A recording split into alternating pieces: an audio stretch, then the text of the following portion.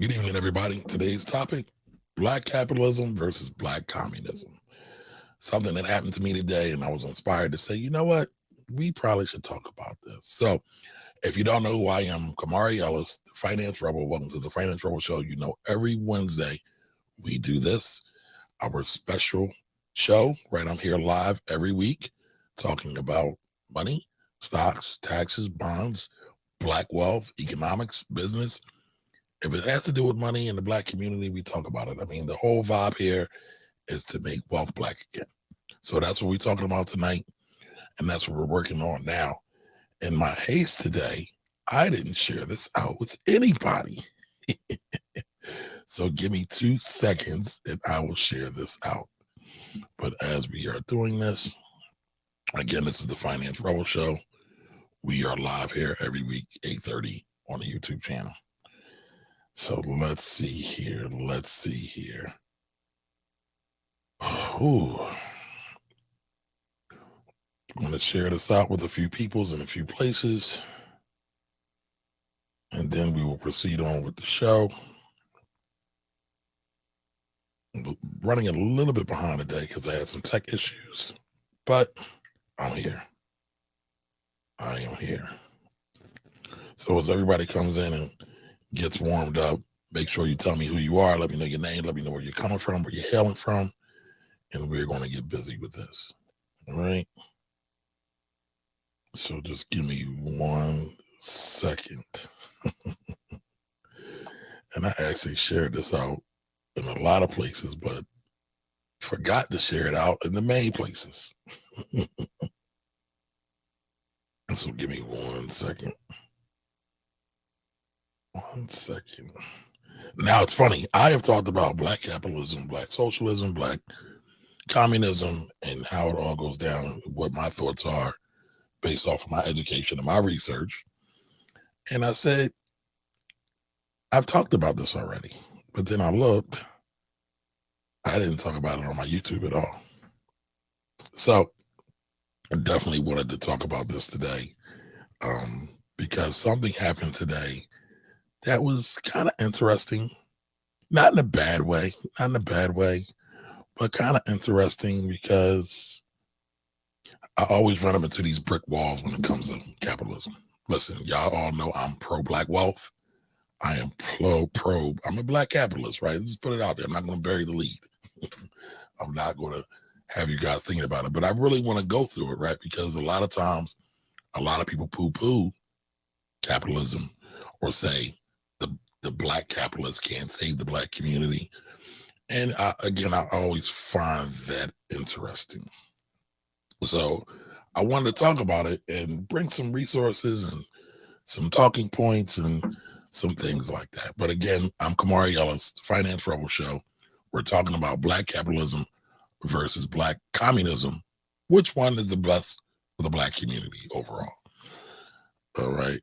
So still rocking is in the building. Appreciate you here. But let me just lay this out for you. So I had like a little, wasn't even a bad situation, it just made me think. So there is Instagram and YouTube creator. He's a creator, Black educator who I love. I think he's dope. Super, super brilliant Black man who does a lot of things and does a lot of content.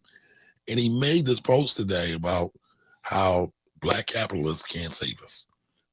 So I want to review that, but then I also want to go through the points of capitalism versus the points of communism and which one works best, or which ones I think works best, which ones you think works best for the Black community as a whole.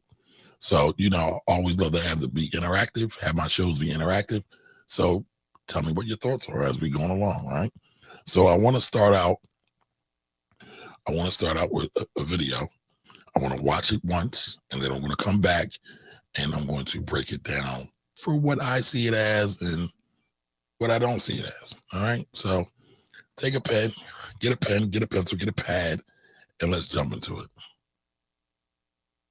You know, it's interesting how many of us do not have a problem whatsoever holding white individuals accountable as beneficiaries of systemic white supremacy. We do not allow their personal goodness to absolve them from their collective white privilege, and we scoff at their whataboutisms to avoid personal accountability. Yet, when a critique is levied at the billionaire class, some of us ironically resort to that very same rhetoric in defense of Black billionaires and the Black super rich. Make that make sense? You see, too many of us have been conditioned to believe that capitalism is the antidote to racism. That's revenge is your paper. Nothing could be further from the truth. No matter how we personally feel about Black billionaires or the Black super rich and relate to the Black bourgeoisie, they too have to be held accountable. Because contrary to what we've been conditioned to believe, capitalism is not the antidote to systemic racism. It is the active ingredient.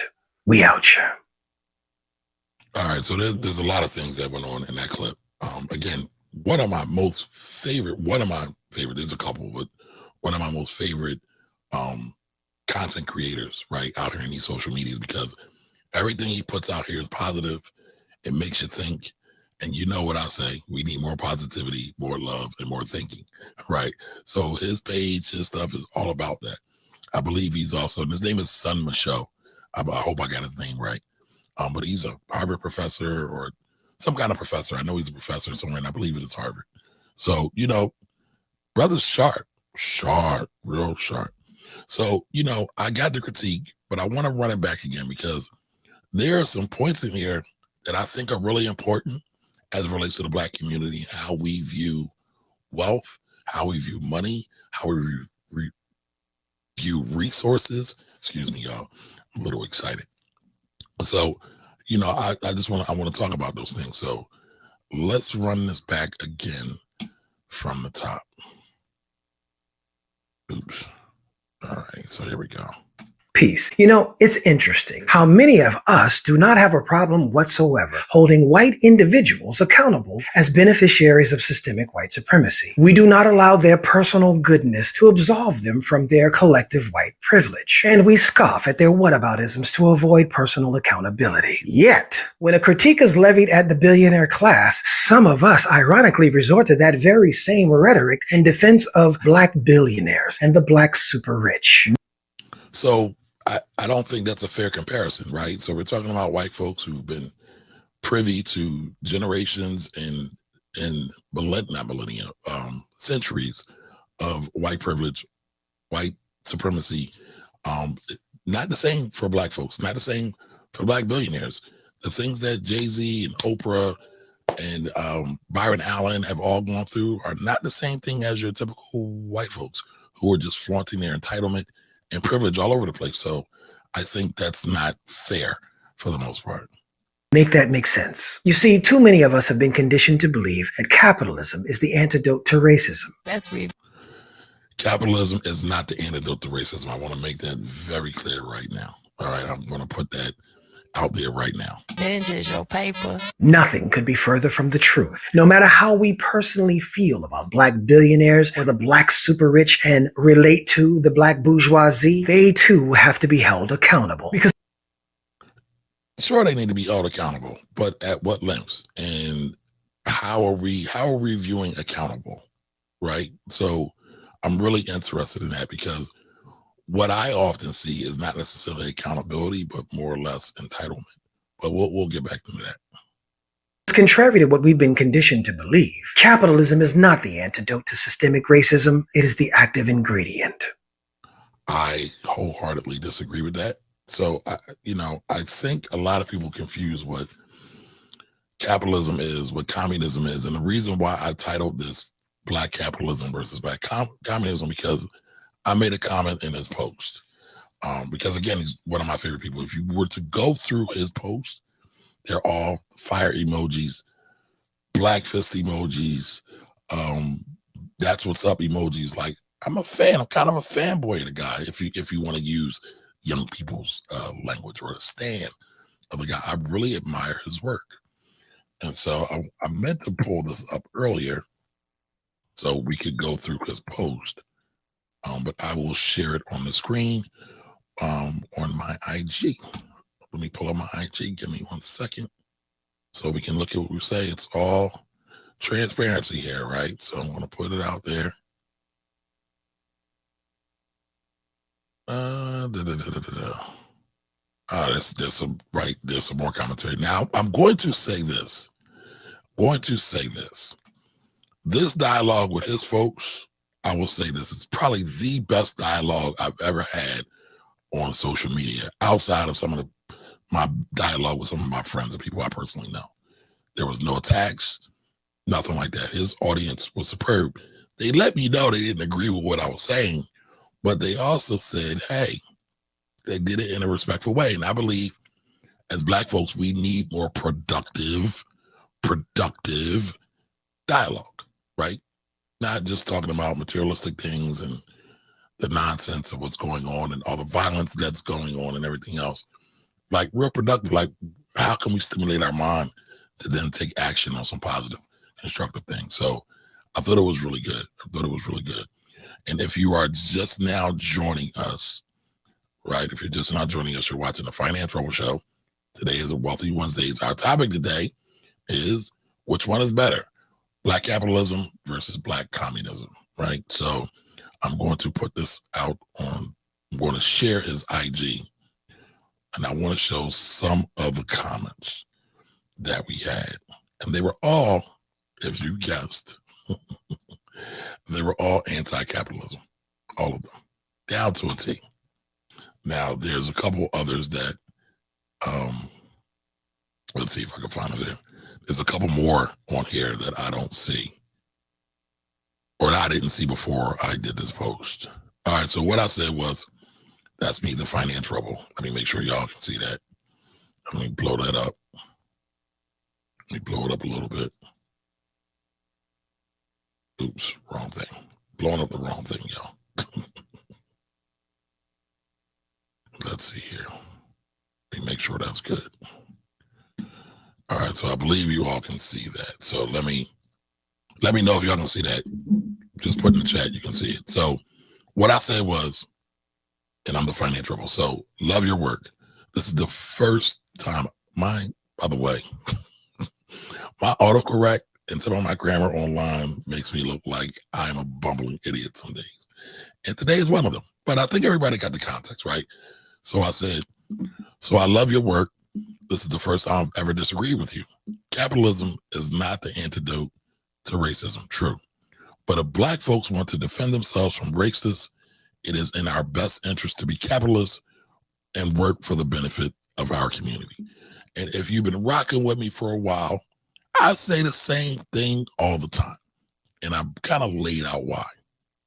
And I don't understand why a lot of people don't get this, right? So here we have Black Unity Matters. This is a page.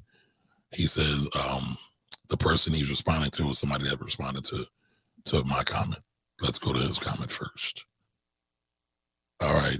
So Bomb Poppy, I believe it is. So he says, capitalism requires poor, homeless, incarcerated, and oppressed people to keep the machine going. You don't believe that in America that will always be minorities and poor people. Your answer is to become a rich oppressor yourself. By the way, you can have Oprah's money. White supremacy capitalism still won't let you in the club.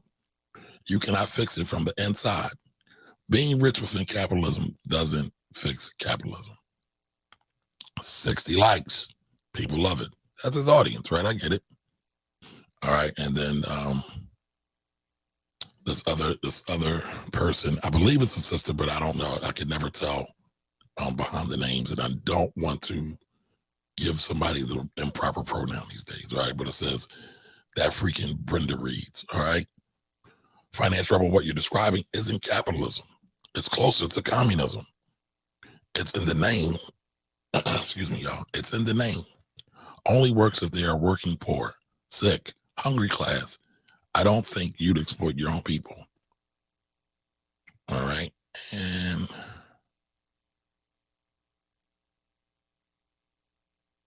so, okay, New Leaf Medium says, responding to the other person, that's incorrect. Communism is not what you hear described in the news in countries like China. What capitalism does is teach you to fear the name communism, so you don't do the work to understand what it truly is and should be. There's a reason the government spends decades disrupting governments that are attempting to divest from capitalism. It's because they don't want there to be a successful communist state, as it will show the people here in the US that there's a way to live that doesn't require you to exploit people. I recommend following accounts. So there's a couple of other accounts basically saying they don't like capitalism. Couple thanks, saying thanks for the insight on the new follow. And then, they go ahead and they describe other things that they don't like, right? I'm trying to find some of the other ones. So this is all in my thread in response to me. Now, Son did pin my comment. So that's why we got a lot of it. And I'm guessing I was probably the only person to maybe challenge or put in something different than what everybody else was putting in. So I want to go to, all right, so then some other people made some other comments towards other people, but they were actually for me. So then this is my response to Bomb Poppy, right? So my comment is not about nationality. It's not about nationality. However, you see every ism, capitalism, socialism, communism, have varying tiers of social economic levels or caste in them, right? All of them. We have poor communists, we have poor capitalist countries that you can go read about. Cuba, you can go read about China, and other countries. You can look at some of the countries in South America. And this is actually, in my opinion, above nationality. For the record, nationality is a white supremacist construct in the way we look at it now. But I'm gonna keep going back through it.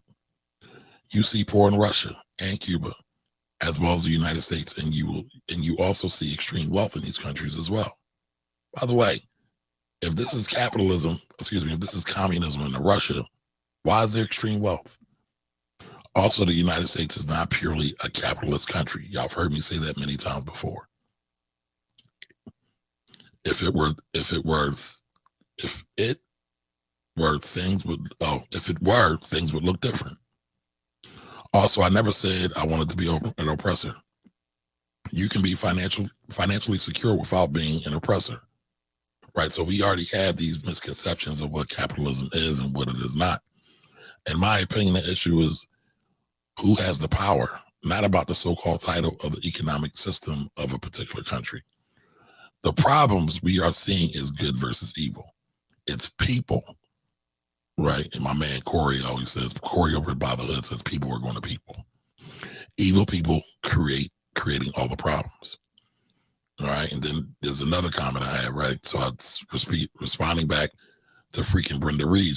I said, I disagree. Every system has rich, a middle class, and poor. So you could say communism only works if there's rich and poor, right? Same thing they argue about capitalism. And you are correct. I would never exploit anyone. So I did appreciate for that, right? So not sure where to start. And I'm responding back to New Leaps. But I will say this. Media propaganda is real.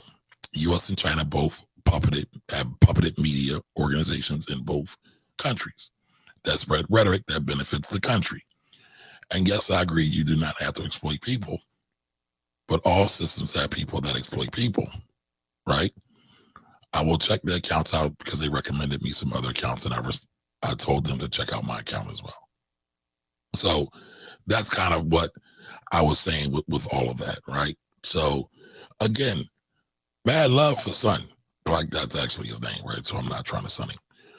Mad love to him for this dialogue. Mad love for him for spreading this stuff. Somebody's asked me, and I'm going to come back to this, but yes, nationality as we have it right now is definitely a white supremacist construct. And I'm not just hotep, right? I'll prove to you how it is as we get further along into it. So let's get back into this. So we got a lot of people in the building, okay? So, well, Empress Signs, we are on the same page a lot of times, but we definitely disagree a lot of times, right?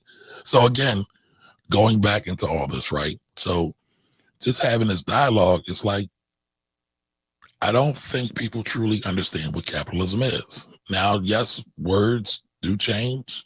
They grow and morph over times. But let's look at what the actual definition of capitalism is. All right. So I took some notes. All right. So capitalism, talking about capitalism, communism are two different economic systems that have been developed and implemented by countries around the world. While there are different interpretations and variations of each system, the basic differences between them can be summarized as follows. Capitalism. In a capitalistic system, that means the means of production, such as factories, land, and machinery, are owned and controlled by private industries or corporations. Private ownership. The distribution of goods and services is determined by market forces, supply and demand, and prices are set by free interaction of buyers and sellers in the marketplace. The goal of capitalism is to create profits for those who own and operate businesses and to incentivize innovation and competition amongst producers. All right. Communism. In a communistic system, and some will also say there's no such thing as a communistic system, it's just socialism. Right. But in this communist system, the means of production are owned and controlled by the state or by the community as a whole. The distribution of goods and services is determined by central planning, with the state allocating resources according to its assessment of society's needs. The goal of communism is to create a classless society in which wealth and power are shared equally among all members of the community. While both systems have their pros and cons, capitalism is generally associated with greater individual freedom and economic growth, while communism is associated with greater social equality and less inequality. However, each system has also been criticized for its potential drawbacks, such as the potential for exploitation and inequality in capitalism, or lack of incentives for innovation and efficiency in communism. It is important to note that there is no purely capitalist or communist societies in the world today. Most countries have mixed economies that incorporate elements of both systems. You can see that in the United States, you can see that in China, you can see it in Russia, you can see it in Cuba. And different countries have different degrees of government intervention in their economies. But those who tend to lean towards communism or socialism tend to have a chokehold on a lot of things. And what happens is a lot of times black markets arise. Black market isn't just a thing for, black market isn't just a thing for the United States, right? It happens all over the world. When people have needs, when people want things, they figure out ways to get them across the world, period. If you look at Cuba, right? So if you go back into the history of Cuba, Cuba was once very much dominated by capitalist concerns who were the island of Cuba was being exploited. There's a lot of history around this. And then Fidel came into power. The man in charge before him was Batista, right? And so Batista allowed the casinos and the resorts to come in and play, and allegedly, well, not allegedly, it was proven, the mob was involved and they exploited a lot of things, right? So some of those things in The Godfather really are true. Castro gets in power along with him and Che Guevara. They kick Batista out, and anybody that was associated with him, and then they had their own revolution. A lot of things happen. From what I read about Castro many, many years ago, his plan was not to become a communist society. His plan was to be capitalist. However, they butted heads with the United States. Why? Because some of the interest of oil, some of the interest of sugar corporations, that is, some of the interest of the casinos wanted to come back and get their money because they got kicked out. Castro nationalized all those businesses. And then you start hearing anti-Castro rhetoric, right? Now, this is a full rundown, y'all. And I can't go into everything, but just from my lens, right? Castro then is in power. After the Bay of Pigs, Castro then teams up with Russia. Russia backs Cuba, gives them funds, gives them money, gives them resources. A lot of Cubans would actually go to school in Russia. There's a big There's a big connection there between Cuba and Russia. Look up the Cuban Missile Crisis. I believe it was in like 62 or 63, right? Bay of Pigs happen. I said that right. Bay of Pigs happens, right? So all of this interest against the United States didn't work, right? And in terms of that dynamic right there, it didn't work. And so they moved to communism. Now, Cuba has a lot of good things going for it. Has the highest per capita of doctors in the world. Does a lot of humanitarian work, especially like with Haitians. Remember, this show is about Black folks, right?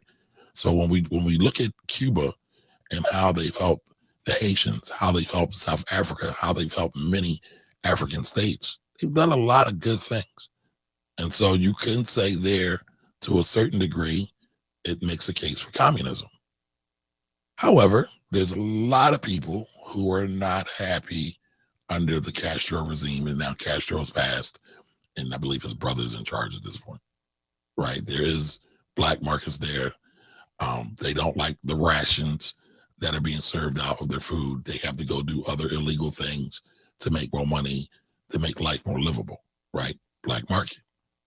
They don't have the same freedom to create a capitalistic society. And this isn't a critique on them, right? I don't really feel I have the right to critique them. Every people has to do what's right for them. And I'm not there, right? And also, I will say this. I had to write a paper on this years ago when I was in college.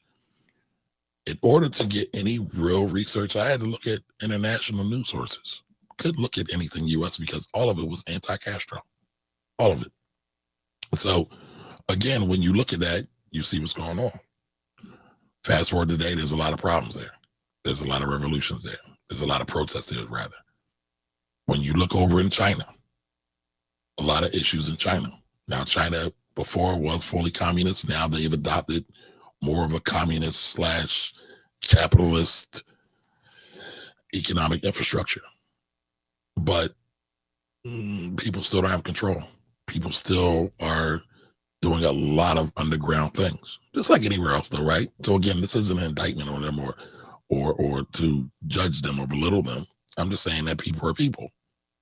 And when you have the state basically controlling what's going on, there's a lot more tension. And yes, you could say the United States in a lot of ways controls a lot of things, right? Especially media. So, you want to keep all those things in mind. Even Russia, right? When we talk about Russia, when the wall fell in the 80s, I want to say it was, communism kind of fell by the wayside. Then now you have all these oligarchs. Still got communism, but now you got all these oligarchs. So you have a disparity there of rich and poor. Disparity in China, rich and poor. Disparity in Cuba, rich and poor. Whether the state is creating them or they got lucky somehow and had state-esque connections, right? So again, there's this disparity. So when you look at communism, when you look at capitalism, there's disparities all over the place. So what I say, and y'all have heard me say this a lot. What's best for the community? What's best for the community? And I don't know if people even think about this, right? I think they think about what will make everybody feel good, not what's best. There's a difference. There is a difference. Now, I want to play this other clip. It's a bit long. Just ask you to bear with me, but there's a lot of stuff by Dr. Amos Wilson. I'm a big fanboy of Dr. Amos Wilson. Don't agree with everything, but a lot of stuff makes sense. So I want to share this. And I want to get your point again. If you're just joining here, this is the Finance Rebel Show. This show is all about Black folks and money and how Black folks how we can make wealth Black again. All right. So I want to show this other clip again. This is a little bit long. I'm not going to play this one the whole way through because we'll be here all night. So I'm going to play it and stop as we go along. And so forth, advertising that uses our music and all these things. How many thousands of jobs are we creating as people? We're creating them, but they have them. You see? We sing the music, they sell it.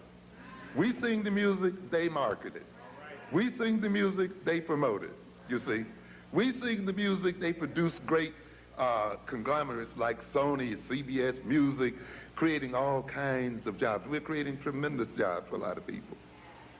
How many jobs do we create just buying from Koreans? And so before I go any further into this, there was something I left out that I wanted to say before I go any further into this, right? Anytime black folks, no, forget black folks, anytime people in general have to give control to the state, the government, it usually never ends well. And in particularly for black folks, it's especially dangerous because we've seen it. We see what happens to black people all around the globe. Black people are not just synonymous to the United States, y'all. We are people all around the globe. And all around the globe, governments have treated black people poorly. So a lot of times when we start talking about capitalism versus communism, the idea of giving the state total control over allocating food and resources and education scares me. To be totally honest, scares the bejesus out of me. But let's get back to this. Buying from other ethnic groups out here. How many people are we creating employment for in terms of our spending habits as a people and our consumption habits as a people? How many jobs are we creating going to jail?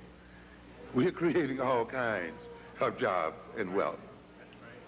And we must come to understand this. We are creating these jobs, and yet we are begging for jobs. Now, we make the stuff, right? We don't have jobs. We're begging for it. We don't have wealth. By the way, part of my rationale in thinking about this is every people that became empowered had money. I always say it takes revenue to fund a revolution. It takes revenue to fund a revolution. If you don't have no revenue, you're not funding the revolution. Whether it's the United States with the Revolutionary War versus the Brits, whether it's Haiti versus France, they got help from Ireland. I just recently found that out, right? You can look at various situations and wars where there was strife, and usually the opposing side that wins got help from somebody, right? So I want y'all to keep that in mind. Keep that in mind. This means that in somewhere our consciousness has been impaired. We are begging for what we are making our. So we're saying our consciousness has been impaired because we're not seeking to become an independent people, right? We are relying on everyone else except ourselves. Ready. And we cannot use our own creations as a source of our own wealth. I told you earlier today that the Creator could not have intended for us as African people to be a poor people if the Creator implanted in our soils all the wealth that was planted there. We talk about the minerals and the oil and the gold and the this and the that that's implanted in African soil. So it seems as if the Creator blessed us from the very beginning. So again, when we go back to communism versus capitalism, I'm thinking about it from a black lens, black freedom lens, right? Not just getting money to get a chain or a car or a big old house. There was another clip I wanted to show with Dr. Anderson where he talked about a lot of rich black folks are selfish because all they're doing is thinking about is getting a big old house with a bunch of rooms and not necessarily thinking about the books that our children need, the medicine that our infirm need, things like that. They're not thinking about the wholeness of the community, at least not all of them, at least not on the surface, right? And I said in the beginning, I don't necessarily think it's the responsibility of rich Black folks to take care of all Black people, but we can definitely talk about that in a little bit. Let's get back to this. With wealth and possibility. Therefore, for us to be going hungry over this wealth and to be starving in the midst of it and to be perceived as a dependent, indebted people while our wealth is being shipped out to other people, we're actually selling a lot of it for pennies and nickels and dimes and less. And we can see that in hip hop. We can see that in jazz. We can see that in rock and roll. All of those great creations that Black people created all got ripped off. So we can see this, right? All the fashion trends that came out of all those eras, we got money off them. Means that there is something wrong with our consciousness. Because ultimately, ladies and gentlemen, we've said what? That the wealth of a people is ultimately not in their land. But where is it? It's in the mind. So I got to stop that. I don't think a lot of people, I mean, this clip has been surfacing and rolling around forever, right? I don't think a lot of people get that, right? The wealth of the people is not in the land, not necessarily in the resources.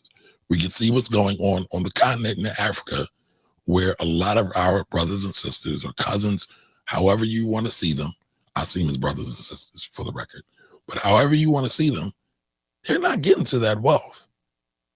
They're not getting to that wealth. If any of y'all have noticed, at least on my IG, I'll share pictures and stories about what's going on in the Democratic Republic of Congo and where they do a lot of mining for the cobalt. And there's another mineral that goes into our phone, and they're digging all these mines, but none of them are getting the money, right? So Black people are being exploited across the globe, not just in the United States, across the globe. By who, right? I mean, for me, to me, it's clear. But again, I want to go through this. The wealth of man is in his mind, in his consciousness. You got to look at it. Got to give him the orange again, right? The wealth of man is in his mind and his consciousness, right? Now, I talk a lot about the Jews. People get mad at me sometimes because they think I'm a Jew fanboy, and that's cool. But I believe you can learn things from other people in other situations. We don't have to go through everything, right? And no, their experience is not the same as Black people or African people around the globe. They're not the same. However, they were outcast for a very, very long time. And what didn't they lose? Their culture, their mind, even under all the oppression. If you go back and you look at the real history of Palestine and how Palestine was taken over, that didn't just happen in 1944 or 1948. I think it was 1948, right? Jewish people, and I'm not going to get into the whole who's Jewish and who's not. We're going to talk about the people who are recognized as Jewish people today. They started moving there in the late 1800s or 1900s, right? Like 1880. So they were already making their move decades and decades before they even got that land. And they didn't move in mass. They didn't move in mass. Family here, family there, they started to settle. So again, what was their mindset to say, oh, we're going to go back and get this land little by little? Got to start asking yourself questions like that. And I'm not even getting into the right or wrong thing. I think what's happening in Palestine is a travesty. But when you look at the strategy and everything that went behind it, it's like, that's interesting. How were they thinking during that time? What were they thinking? So let's get back to it. And we mentioned the example of Japan. No mineral wealth to speak of whatsoever. Nothing at all. A nation, by the way, which is totally dependent. Of course, we get things backwards, don't we? We see ourselves as depending on Europeans when the reality is the other way around. when they depend on us and our soils and our people. We have to be backwards in order for this situation to be the way. How many of us really do feel that we're dependent on anybody but the Black community? Whether it's Europeans, whether it's Asians, whether it's Koreans or Chinese, how many other people do y'all know that feel like they don't have to just rely on their own community, their own people? They feel that everybody else has got the answer. Everybody else can do things, but not us. Why is that? I mean, I believe everybody in the chat knows why, understands why, but why is that? Why do we keep going that same route? Now, Black folks have gotten the voting rights in 65 or 64, and then we got civil rights in 65 or 64. I always get the years confused. So we're about 50 years out, right? That's still infantile, right? That's still juvenile to a certain degree. We're still kind of in toddler phase. But at this point, we should start thinking outside the box of what's been spoon-fed to us and say, you know what? I need a different diet. I don't want this baby food anymore. Am I still a baby? Can I walk on my own? Can I talk? Can I think for myself? Or are we just going to keep going along and get along? And there was another clip I wanted to get, and maybe I'll try to get it before the time's out, with the great ancestor. I'm losing his name right now, from Chicago, who talked about socialism, who thought it was the answer. Chairman Fred, excuse me, y'all. Chairman Fred, right? Fred Hampton talked a lot about socialism, and many of us have kind of stayed on that same wavelength, but not really looked at it and saying, you know what, on the surface, communism could be dope.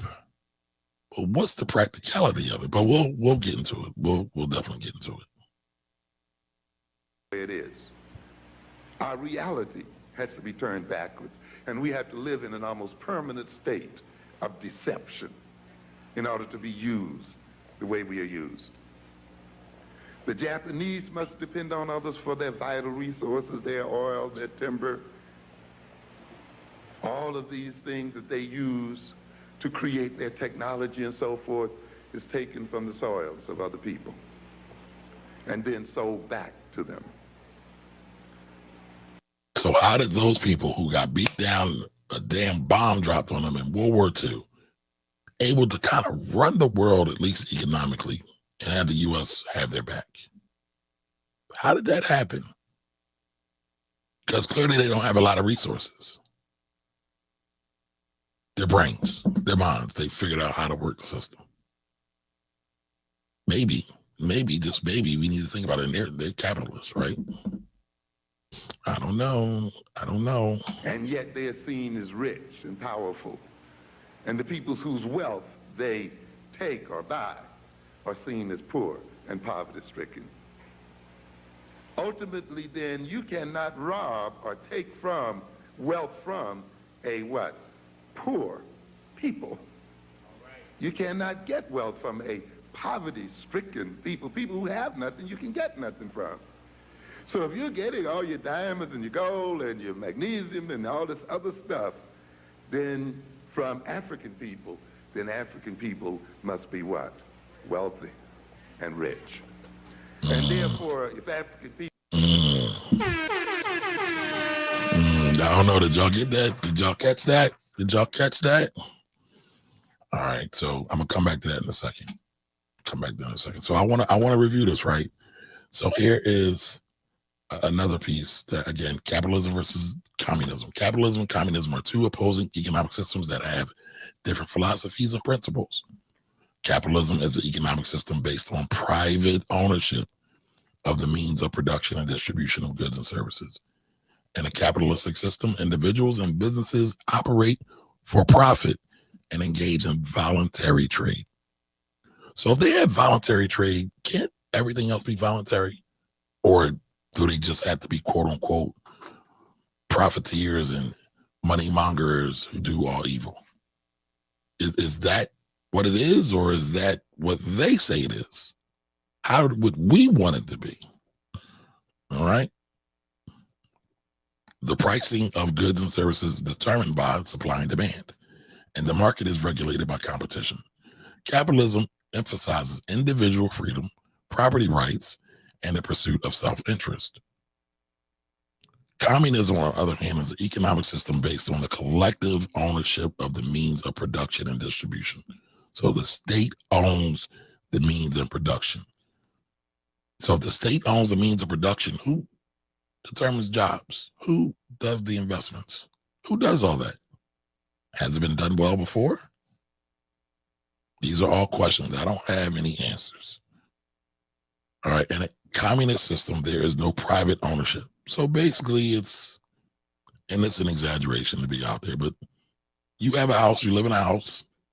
If your neighbor's house down the street catches on fire and their little boy is a pedophile and you have a little girl, they can come move in your place until they get a new one. How would you feel about that?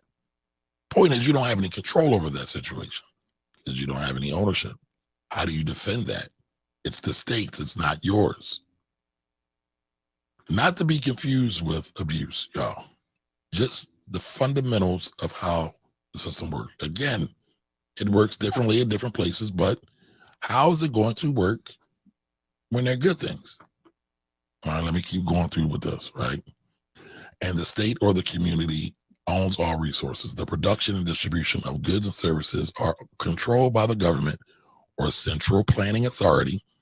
Communism emphasizes social equality, common ownership, and the elimination of class distinctions.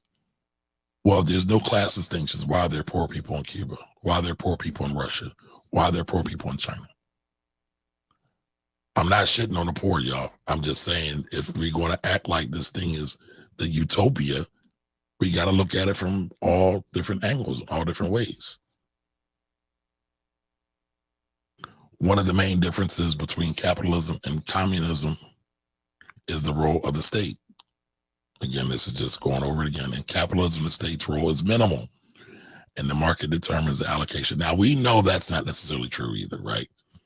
We know the banks just had a big kerfuffle, right? They just jacked some things up. Who's helping them? The state. Is it minimum? We could probably debate that. Is it less than others? Yes. I don't know if I would say minimum now, especially with so many other things that are going on. All right, another difference in the motivation of economic activity, capitalism is motivated by profit, and individuals and businesses compete to maximize their profits. In communism, the motivation is to meet the needs of society as a whole, rather than individual. Now, I will say this, I do believe the group plays an important part, probably the most important part, but I would be remiss if I said the individuals don't play an important part too. My mentor would say to me that you can't have strong groups without strong individuals, and you can't have strong individuals without strong groups. It's one endless circle, right? Goes round and round. Like if any of y'all remember The Lion King, Mufasa, remember the circle of life, right? All these things come into play. They're all nuanced, right? There a lot of details go into this stuff, and we just all the time just throw blanket statements at a lot of this stuff.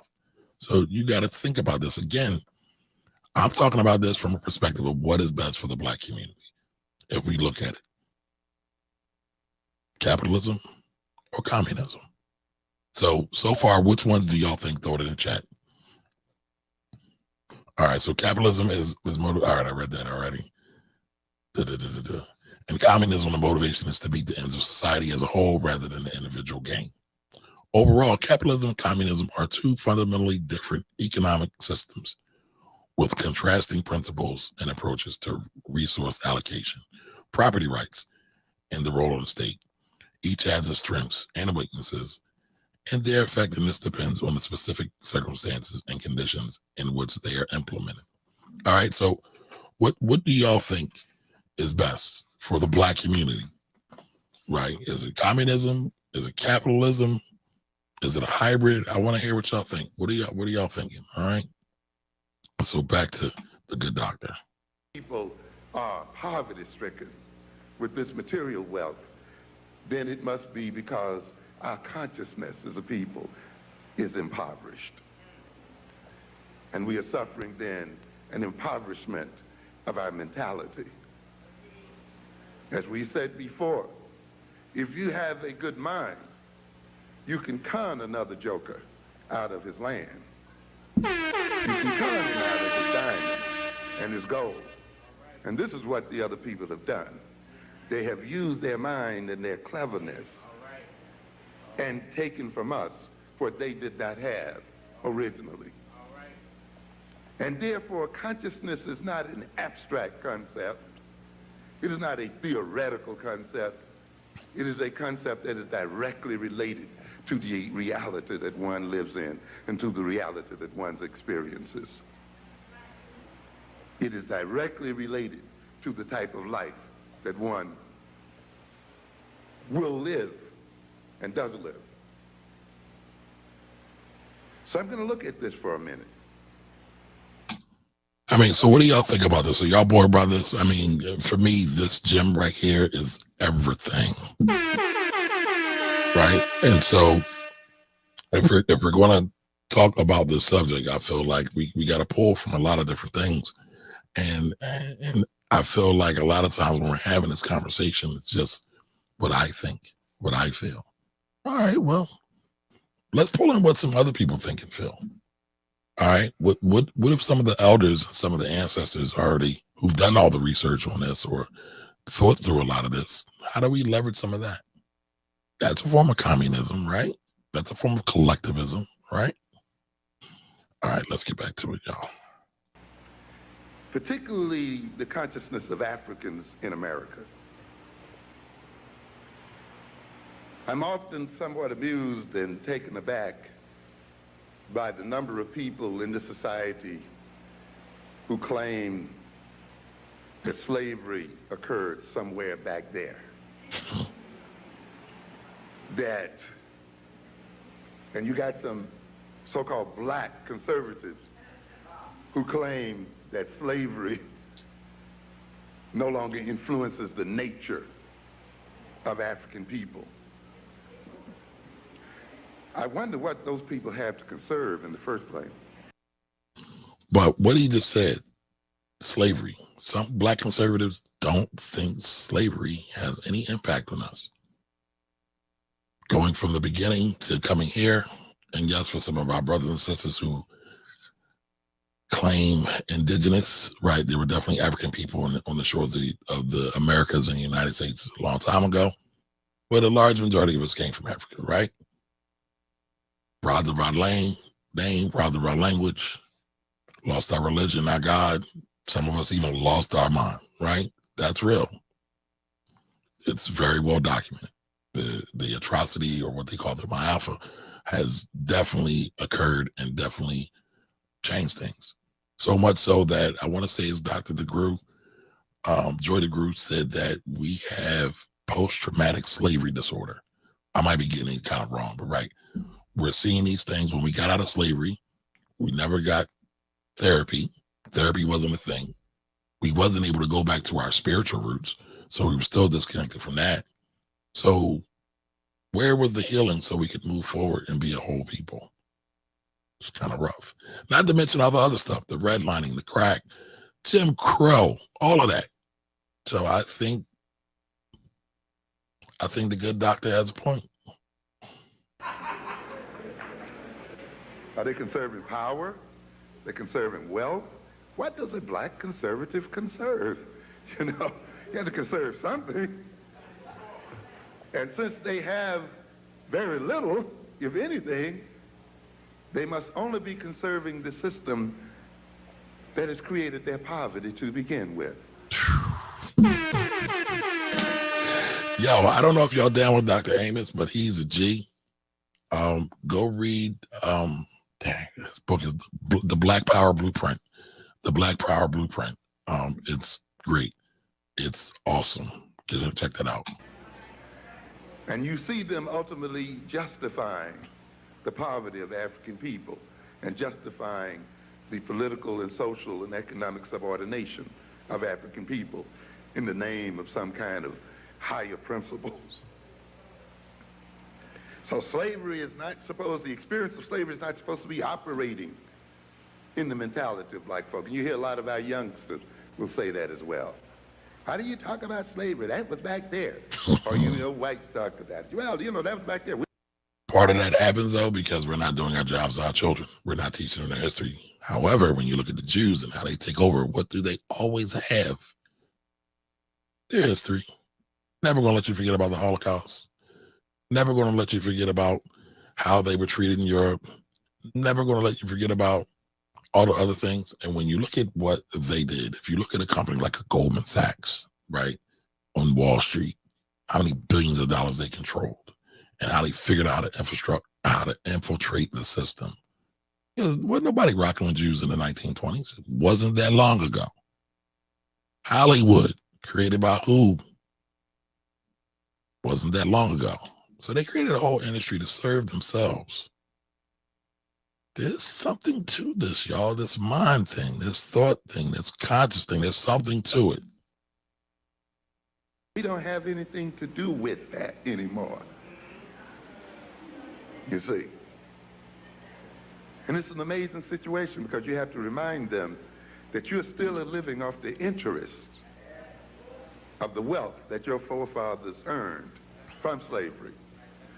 You are still enjoying the accumulated wealth that began with the enslavement of our people. And if you're going to enjoy the wealth that was generated by evil, then you must take the curse that comes along with it.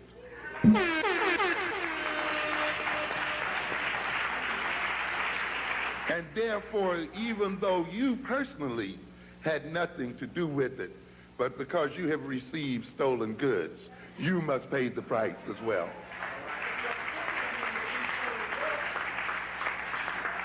And because you fight and struggle to protect those stolen goods, and you defend them, and you organize your society and your relationship to my people to maintain them and to continue to enhance them, then you must pay the price. All right.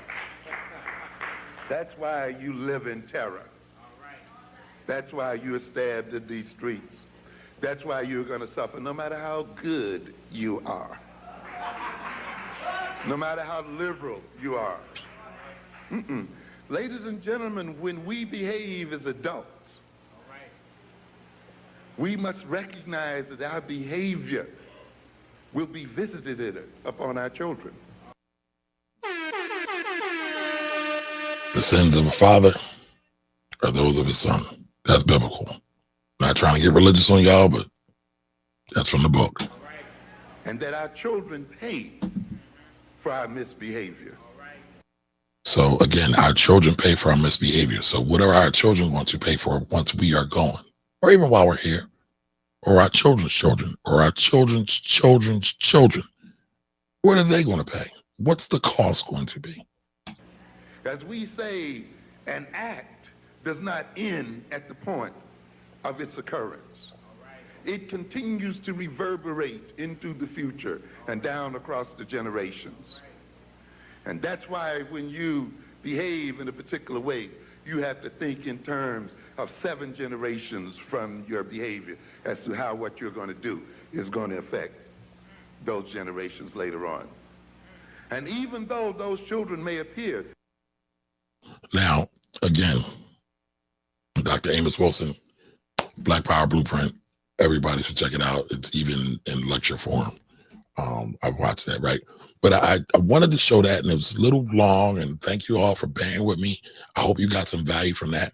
But I wanted to show that, and I was like, how can I cut this up? And I couldn't, because it's just too many points. He just was hammering that nail over and over and over again.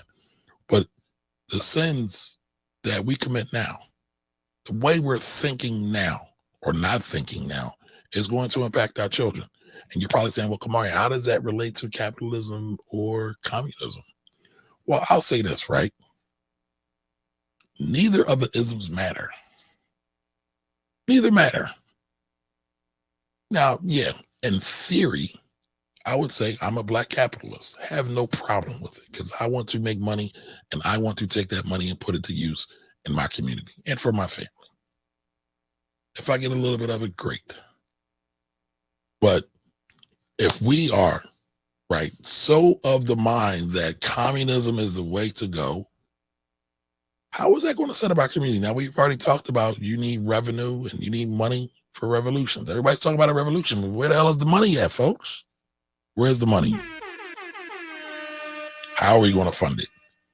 How are we going to pay for our sick and shut in? How are we going to take care of our kids? Because we still have kids to take care of all around. We still have, excuse me. We still have elderly to take care of, right? How are we going to train these people to fight? Or to do anything, right? To cook, to farm, to do any of these things you need to sustain yourself to be sustainable. If you haven't noticed, things are getting bad out here. Time to tighten up, folks. Time to tighten up. But whether you call yourself a capitalist, whether you call yourself a communist, whatever, you need to be in the business of making some money to take care of your family, to make sure they don't have to necessarily live in a harmful place, harmful area. If you're waiting for the state to take care of you, historically, we know that always fails because there's always some dickhead who gets in power because all the nice people are saying, no, we just want to be kumbaya. We just want to be nice. We just want to get along. And I have that in me too, y'all. But at the end of the day, checks and balances will say, you need somebody to make sure that that asshole or those assholes don't get in power. What are you going to do? Are you doing everything you can do to make sure that your interests are at least represented? Are you voting? Are you learning how to farm? Are you learning how to cook, sew, clean, first aid? A lot of things a lot of folks are not thinking about, right? So we're talking about the community and which way we want to go. I would love to hear what y'all going to say when we don't have any money to be made to feed our family. What are we going to do? Are we going to beg? Because there's always been money. Whether it's a cowrie shell, whether it's sand, whether it's gold pieces, whatever. It's always been some kind of form of commerce. I would say capitalism actually started with black people. What happened when you took young sister goes to the marketplace with her yams and her cola nut and her turnip greens and maybe some of her chicken, and she went to the marketplace to sell them. Did she barter? Maybe. Does she have money? Yeah. So again, capitalism is about private ownership. They had their farms. They had their stands at the market. They had all these other things that I know I'm mixing matching a little bit in terms of human evolution and all of that. But the point is they had their own stuff and government wasn't involved. And if you want to call it mercantilism, that's cool too. But the point being is that it's human to conduct commerce. It's human. And guess what? You can conduct commerce whatever way you want. So if you want to say, hey, let's put our money together, let's pull our money together and build this big old house for our family to live in. Do we see that? Do we see that happen in the United States? Do we see, quote unquote, immigrant families from all around the world come here and they do the same exact thing? That's a form of communal living. They take that money, invest it, buy homes, properties, figure out a way to create income and asset generation machines. Rinse, wash, repeat. They do it over and over again. We know that people silly enough to argue this stuff, right? We need to make money and lots of it. Not for chains, not for 5-star dinners. And don't get me wrong, I like to eat. I think y'all can tell I like to eat, right? Not just for materialistic things, but real things. Now, maybe I'm in the minority and maybe I'm the only one that's thinking like this, but goddamn it, all of us need to be thinking like this. And no, black people are not a monolith. No people are a monolith. But if we're talking about the survival of a people, Don't you think it makes sense that with the right people, because everybody can't work together, with the right people, you say, you know what, let's try something out. That takes capital, that takes time, that takes education. I mean, there's a lot of it. I wanted to show you one more thing, well, a couple more things, and then we can begin to get out of here. So there was I can't find it. Oh, there it is. Okay, give me 1 second, y'all. Just want to share the screen real quick, and then I'll begin to close this out for the night. Now, again, as we talk about capitalism, I want to talk about this point. So this was a post I put up on Instagram and just let everybody know what we're doing tonight. And I need to blow this up a little bit larger. All right, so I can read this to you all. So here's a buddy of mine. Actually, we used to do a podcast together called Hip Hop Tuesdays. All right, so Preem 100X, actually, he's a rapper from a famous hip hop group in Philly called 100X. But he said, we never try capitalism as a community. That would mean we would be teaming up and pooling resources and investing our capital. I reject the communistic concept. Everybody don't deserve everything. You eat what you kill / grow. It's natural order. Y'all agree with that? Y'all disagree with that? What do you think? So I wanted to share that because, you know, there have been some people who have tried to do that. Marcus Garvey and the UNIA, right? The Universal Negro Improvement Association. The Black Star Line. Did a lot of stuff. Until COINTELPRO came and lied on him and tarnished his name. Nobody talks about that, though. Right? Nation of Islam. Nation of Islam is right now the most successful Black organization to ever exist, at least in the United States. They pull money together. They work together. I know it has a religious angle to it. But there's examples all around us how this could be done. By the way, right, the first Black owner, the first commercial real estate landowner is from Philadelphia.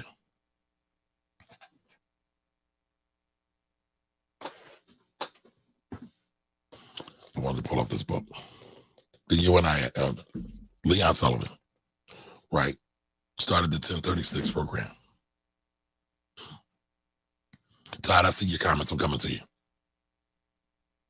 1036 program, he was able to buy a piece of property in what's called North Philly today. Commercial property. It's a plaza. Still exists to this day. Still has helped to employ a lot of Black folks in the community ever since the 60s. I want to say it was either brought in 64 or 68. I think it's 68. Right, so we have examples of what has occurred, what happens when we do good work. Problem is we try to let everybody in. We try to go big. I've even learned that mistake. Can't go big. Go small. Start small. Find a few good committed people. Build from there. Right? But the point is you got to have the mindset. We all got to eat, y'all. As my man Preem said, if you don't work, you don't eat. Now, again, you can do capitalism and combine it with communism, right? Or with collectivism. If you got, what's a union? Right? If you got 20 people working on the same job or something similar, and you say, you know what, one of my guys is out sick, and he always does good work, we gonna hold him down. That's natural. Now, yes, there's probably going to be some greedy asshole and say, I don't want to hold him down. But then that's where the culture of the collective comes into play. Say, this man has helped feed your family. This man has helped clothe your family. This man has helped me. This man has helped blah, blah, blah. This woman, right, can't leave the sisters out. This sister has done X, Y, Z. We gonna hold her down. You can do whatever you want under capitalism. You can't do whatever you want under communism. If the state owns all the resources, how are you going to do anything? We got to go say, listen, we want some We want some seeds to plant on our farm to grow some food so we can eat. No, and I mean, this is what happens now. Oh, we're going to dole out the food as we see fit. Again, because some assholes in control, right? The problem isn't the ism, capitalism, socialism, communism. The problem is the people. As I said, my brother Corey over by the hood always says, people are going to people. And people are selfish. And people are assholes. And people are dickheads, right? But again, that's why culture is so important. Culture, how you do things. Again, I brought up earlier that black people aren't a monolith because everybody says that because they use it as an excuse to say, no, we can't work together. And I'm not here saying, let's be kumbaya and let's all 30, 40 million black folks in America just put their money together and work together. No, that's a logistics nightmare. However, we've seen other groups do something similar. Talk about the Jews, right? They buy from each other. They don't all like each other. The Zionists don't like what's the other group? There's several factions within the Jewish community. They don't all rock, but they have common interests, and they're all loyal to those common interests. And some folks, black folks, want to say, well, what interests are we loyal to besides ourselves? What's the thing that's bigger than ourselves? But again, there's a lot to that. There's a whole lot to that. All right. Hasidics, thank you, Todd. Right. And there's more groups than that, but they don't all rock. They are not a monolith. Can we stop saying that, please? Or at least don't use it as a ploy to say, you know what, we can't work together because we're not a monolith. When it's time to vote, I think I saw a stat, it's like 80 to 90% of Jewish people vote. Who do you think they are voting for?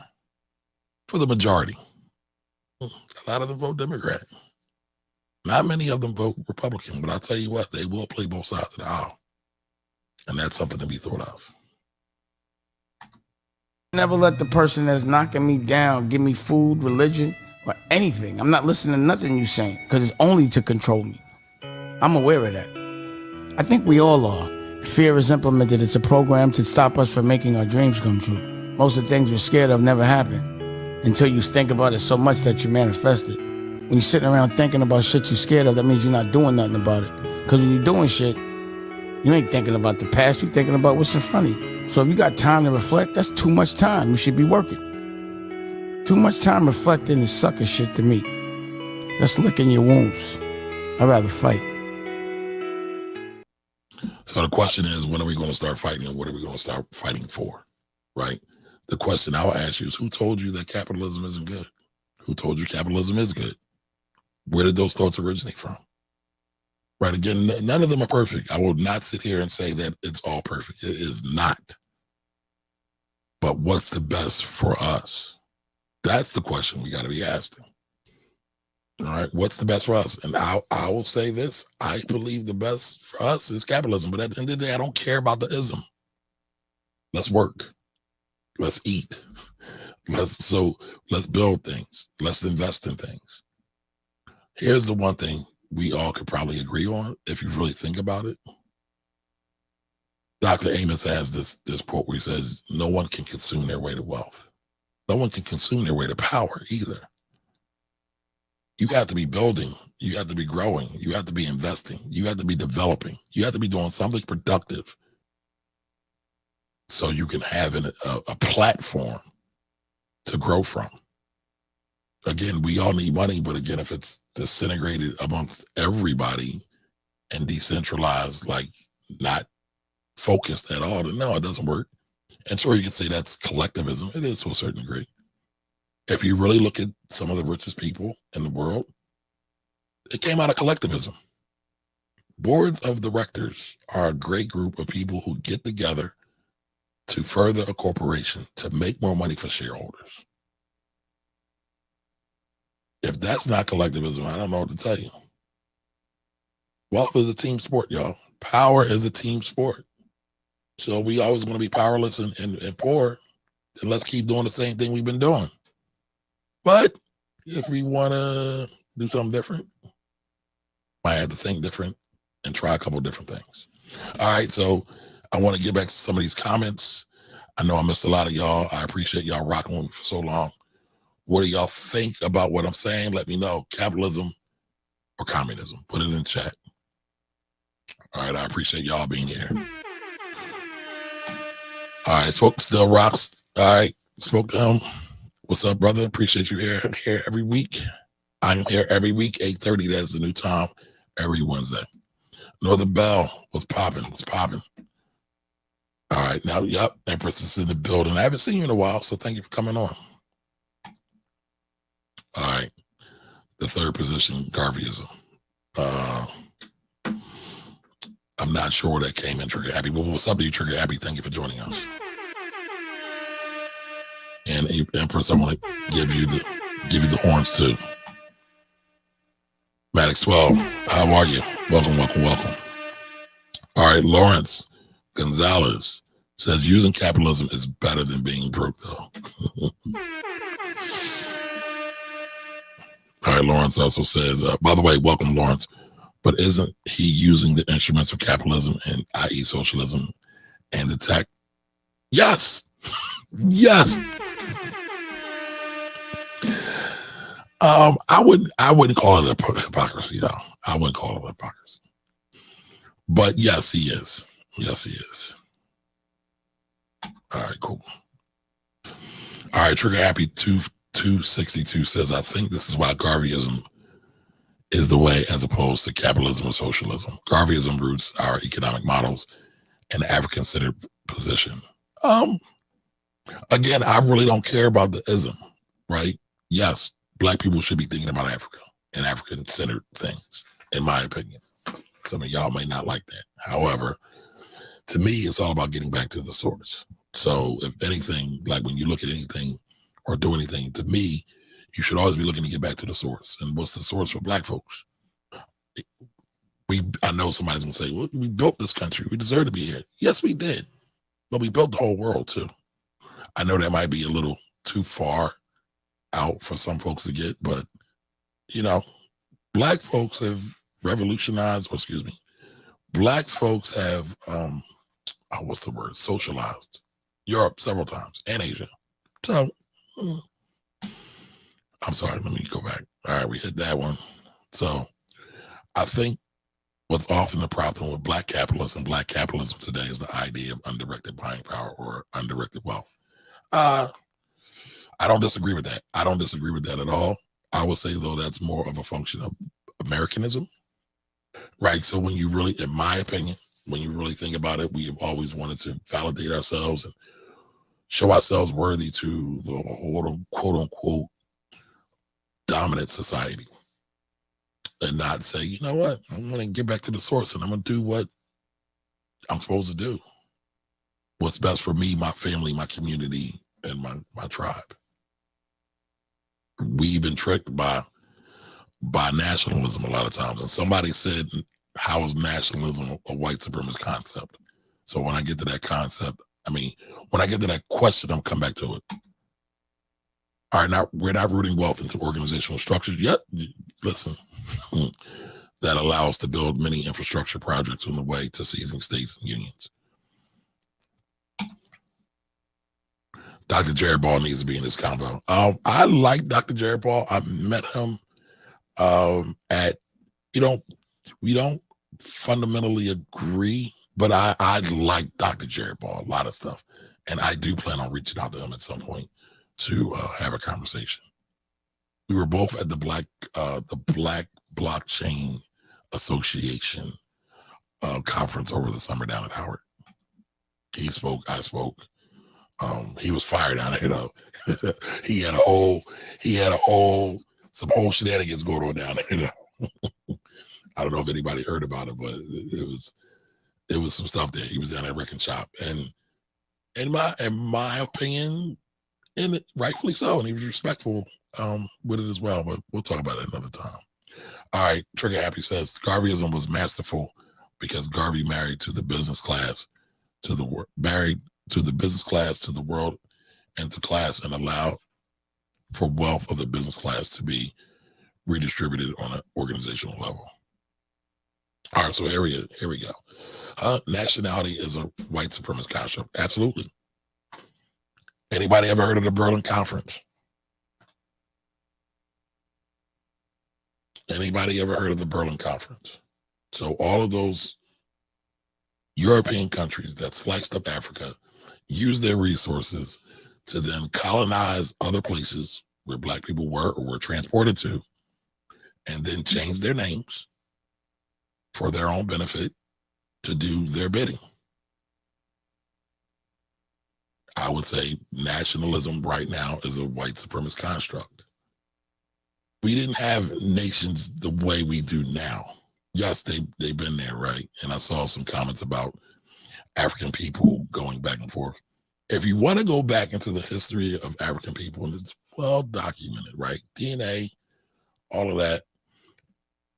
From where it stands right now, everybody was in the East, the Kenyas, the Sudans, the Ethiopias, and they moved west. You can look up the Bantu migrations. And so from there kind of populated the rest of the world. And even when you look at some of the folks in Africa, if you do some of the DNA, I haven't done mine yet, I plan on doing it, but they'll say you're part of a Bantu people. That's a lot of folks, right? So again, Black folks, African people have always kind of mixed and mingled. And so when I say a nationalist, let me go back. When I say a white supremacist nationalist construct, is that like now we have the United States of America. But the United States of America, for all intents and purposes, is the enemy of Black people. They still have not done right by Black folks. I mean, they were given a half-ass apology. They have not atoned for their sins. There's been no reparations. And you're not going to hear me talk a whole lot about reparations, right? Because we don't have, in my opinion, we don't have the political power. We don't have the economic power to really push reparations. See, money comes into play for a lot of things outside of just balling, right? So, you know, there's a lot to that, in my opinion. But yes, so then when we pledge allegiance to this thing, this corporation, this construct, whatever you want to call it, that has not done right by Black folks, whose team are we on? And that's not to say that America is the worst place in the world or the best place in the world or any of that. I'm agnostic to it all. I'm just looking at the facts. I'm happy that I was born here, but now the question becomes, all right, I'm born here. What else can I do for my family, for my community, for people all over, not just America? That's just how I view it. I know a lot of people don't view it because they feel that America is home base, and that's cool. I get it. That's what they can relate to. I get it. But even if you want to take that, you know, and just do it here, how are we doing that here? How are we solidifying? Because here's the thing. We're not going back to Africa. So how are we solidifying our power base in the United States? Tell me that. Somebody tell me that. Because it can't be what we've been doing the whole time. We have to do something different. So if you want me to say I'm a proud American, when you going to do right by Black folks? That's where I'm at with it. And guess what? I believe in politics. I believe in capitalism. I guess I'm complicated, right? But when you look at some of these things, some things, the math ain't mathing, y'all. All right, what black buying power myths? I'm sorry, y'all. What black buying power myths do is not tie wealth organizations. Instead, wealth is given to individuals who will not do nothing to substantial build programs and infrastructure for our communities. Yeah, but you have to have individuals to create groups, right? So the question isn't the problem with the individuals. The question to me is the culture. Why is the culture instilling to say, hey, I'll give you a perfect example. I don't know if we have any Divine Nine folks, any Masons, any OES. Look at where a lot of them spend their money. Any other nonprofits, any other Black nonprofits, where do they spend their money? Now, I'm using this because I'm a staunch Black business supporter. And no, we probably can't use them for everything, but damn it, I'm going to try to use black businesses first in everything I do. There are a lot of people in organizations saying, well, black businesses are just black businesses. They're like gum on a shoe. They're always thought of second. They're never thought of first. They're always thought of second a lot of times. So there have been times with me working with organizations saying, oh, we are a black organization. Why are we not spending our money with black people first? So if you don't have individuals that are coming to the table like that, it's hard to really separate the two, because it doesn't matter if it's a group, because they all think the same way. They're not thinking about black first. They're not thinking about how that black people, when they have businesses, tend to employ black people first. If you look at the stats, black unemployment has been double that for the most part since the days of Dr. Martin Luther King going to Washington, right? So if we know black-owned businesses employ black people the most, we know non-black businesses or PWI businesses tend not to. It's in our interest, like some people say it's racist, but it's in our interest to support black-owned businesses first. And no, you can't always do it, right? I might be out somewhere, I want to get a cup of coffee. I can't get to Uncle Bobby's. Uncle Bobby's is a black-owned bookstore in Philadelphia that sells coffee. Or I can't get to a Harriet's, right? Because all I got is all the other PWI coffee shops. So, but I try to make it my business to get to those, though. I try to make it my business to promote them. I try to make it my business to make people aware of them. So it's not, it's multiple layers, right? It's multiple layers. So I get you. And in theory, right? In theory, you're right. But what about, how do we get to that point? What's the application of it? What's the practicality of it? How do we do that? So Todd says Garveyism was really nothing special. Man, the largest black organization ever? Not special? Todd, help me out. Help me out. Help me out. Help me understand that. All right, Todd, the most successful, damn. Trigger Happy kind of said the same thing. The most successful and revolutionary philosophy of the 20th century for African people, the most efficient, the most anti-capitalist. I wouldn't say they were most anti-capitalist, though. We got to get out of this anti-capitalism thing, in my opinion. Just mean we want to control our shit. That's all. Not a bad word. We let misguided people tell you what it is. Most people can't even define capitalism. And to be fair, most people can't define communism either, to be fair. I'd say it's pretty special. Yeah, it was definitely special. Listen, without Garvey, there's no Nation of Islam, all right?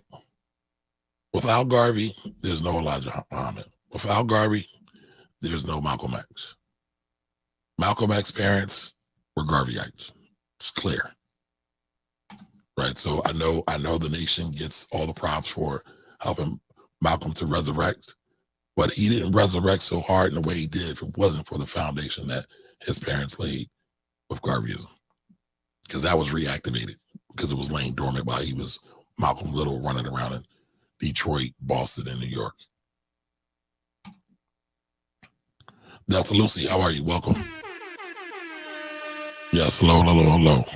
All right, so Todd, all right, I can't get through all of them. I want to, but I'm going to try to hit some of the main ones. So Todd says it was essential black capitalism had nothing much different than the same thing that was already espoused in the States before Booker T. I would differ. Now, Marcus, it's clear. The history is clear. Marcus was a fan of Booker T. And Booker T watched some of the band. But I would think Marcus Messiah Garvey was a bit more militant in that way, where Booker T was not feared in the same way. I mean, you could see some of the critiques on the Atlantic Compromise, which is something I need to go back and look at again, on the whole debacle with him and Du Bois and all of that. I don't know if I would say he was as radical or as stern. All right. Very informative. All right, cool. to skip over those. Y'all can get y'all Garvey versus non-Garvey. Let me see. All right, I want to read this one. Garvey is married to business class with the working essentially was running horizontally.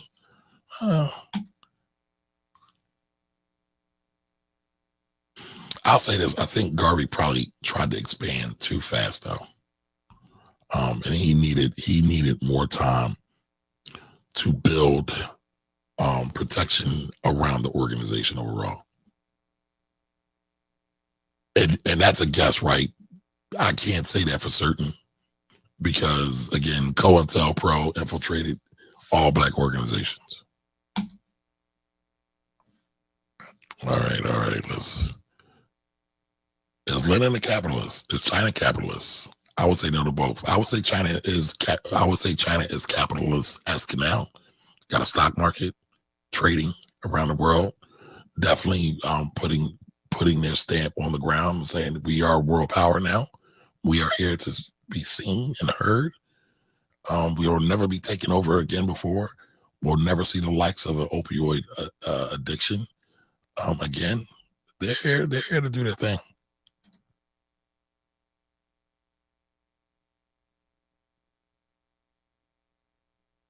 I agree with that, Todd. I agree with that.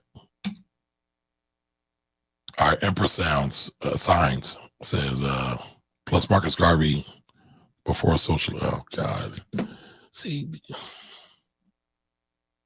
I don't want to talk about the Boule because most people don't even know anybody in the Boule or know anything about it. It's all from stuff they've seen on the internet somewhere. I actually know people in the Boule, but that's neither here nor there. Yes, NAACP founding Jew merchants were American capitalism, though, and through and through. He wanted international trade. He did. But let's be clear. The relationship between blacks and Jews is very nuanced. Very nuanced. All right, y'all go back and forth with this. The head of every communist nations are. Yeah, I would agree with that, Empress. The head of every communist nations are capitalists, capitalizing greatly on the backs of their peasant class who remain expendable and now profitable with their organs are harvested. Wake up, cheap wine. Let's not call no names. We don't call names. I'm not down with calling names.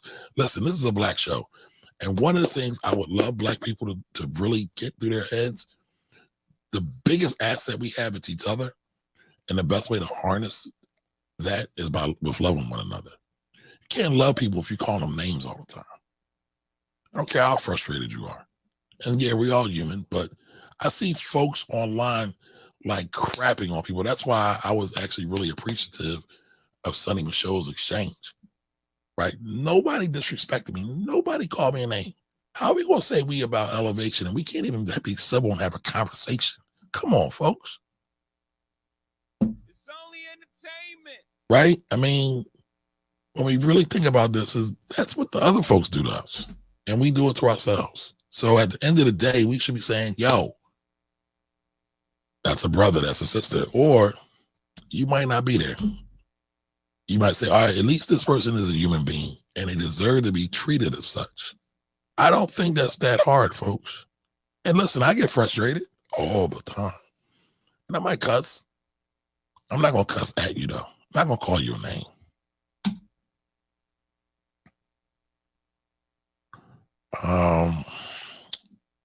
A capitalist would never advocate on an international level for the black working class.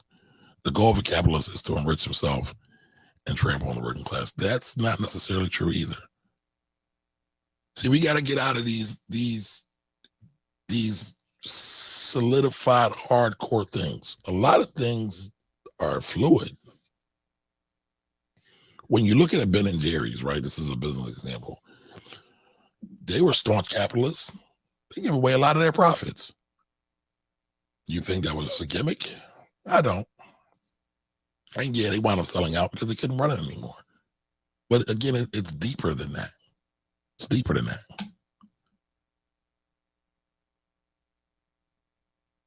Jim Jones' based cult was collectivism. The utopia delivered by empirical overlords is never a win-win for peons. Yes, thank you, Maddox. Please hit the like button, y'all. Listen, I'm fighting the algorithm, y'all. I just hit 7,000. Next goal, 10,000. We got to start showing that we can love each other. We can do business with one another. We can do politics with one another. The planet is the same, right? The same shit happens over and over again. Divide and conquer on every level. Every level. And we fall for it. When we going to stop falling for it? Yes, we need the support. Thank you, thank you, thank you, thank you. Appreciate that. All right, so I think it was only Todd and Trigger Happy in the comments. All right, Emperor says, God bless you, Kamari. Conversation and debate is as important as capitalism. Absolutely. Communism and centrism are inextricably linked. But guess what? All right, see, this is why I practice being objective. Capitalism has censorship too. We just don't realize it. It's just not as overt. But everybody doesn't necessarily get a platform to say whatever they want. And it's not quote unquote censorship. Right. But voices get canceled and muted. Not use canceled, because that's a whole other thing. All right, Trigger Happy says, yeah, I think an anti-capitalist stance has to be rational. For Black people to be free, we have to fund our course to freedom. So how are we funding it if we're thinking everything is supposed to be given? See, communism, in my opinion, builds entitlement. Entitlement never builds anything great. And we can see that by the bratty ass kids of millionaires and billionaires. They're usually not the ones that take the family empire to the next level. They're just not, because they don't have the chutzpah. They don't have the cojones. They don't have the testicular fortitude to build things and go forward. So I think that's rough. Yes, war is expensive. You cannot have a revolution without revenue, folks. You know what, Todd? You are correct. I said Irish. It was Polish. So Haiti had Polish soldiers supporting during their freedom fight. I confused them.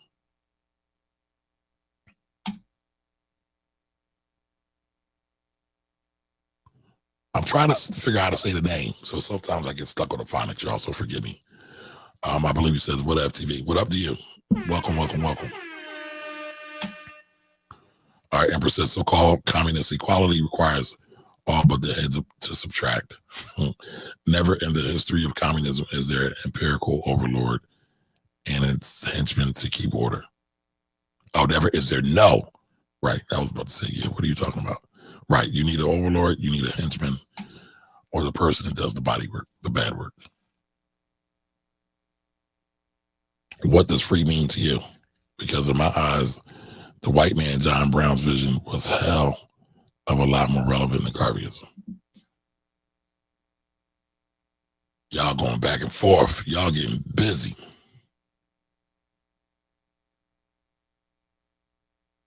Now, Ty, what does this mean? Shout out to Jesse. I can't get David Chappelle out of my head. Juicy Smollett. All right, I thought y'all might have had some comments, some thoughts.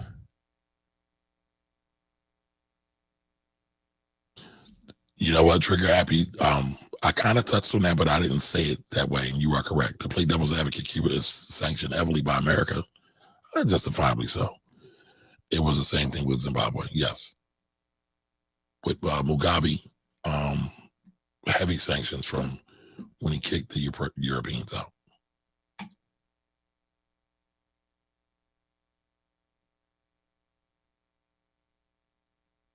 All right, all right, y'all gotta, what doc y'all sharing?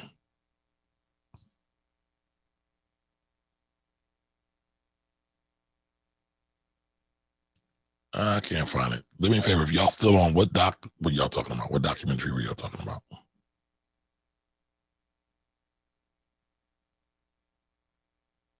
Oh, Money Masters of the Central Bank. It's from the 90s. Okay. Don DeMarco. I caught that. I saw that when you said it. Yep. Now, what is this trigger happy word? I saw you say it a couple of times, Todd.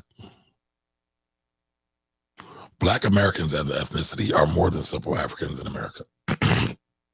We are indeed a mixed folks, a tribe of people who ethnically who was created in America. Well, no, we weren't created in America. You could say we were formally mixed, but listen, it's in our DNA, in my opinion, right?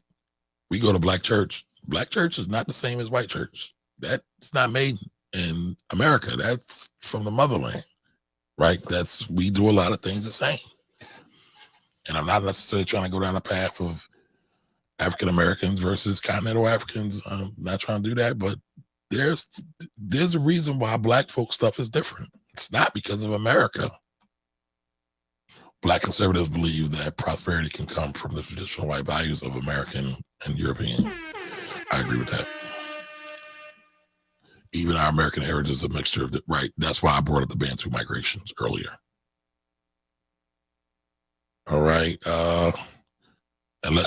So trigger happy, this is basically how I feel. So Todd, he says, I disagree. Unless you want to claim white admixture, you are predominantly African, making you African.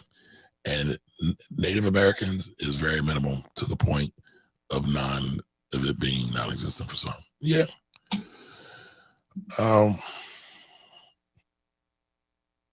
So, all right. Any other questions, comments, concerns before I go?